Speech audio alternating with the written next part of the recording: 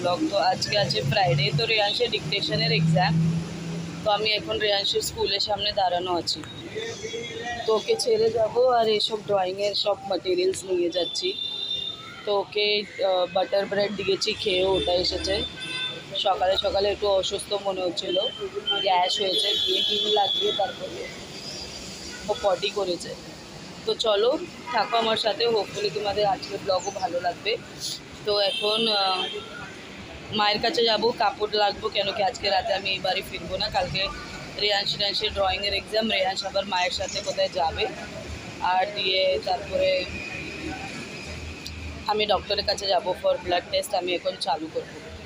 তো চলো, আজকে আছে নীল ষষ্ঠী। সবাইকে খুব খুব কী বলবো,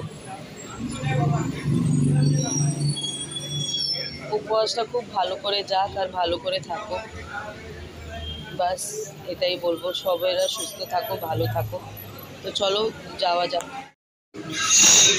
বলে আমি নিলাম আলু ভাজা, মানে যেটা ফ্রেঞ্চ ফ্রাইস, আর এটা হচ্ছে সাবুদানার বড়া আর দই।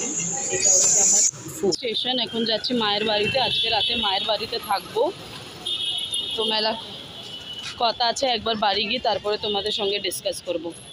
এই যে তো আজকে ডিনারে ছিল ছোলার ডাল, রুটি আর ভাজা। রেয়াংশ তো ভাত খেয়েছে, এবার আমি ছোলার ডাল লাউ দিয়ে খেয়েছি।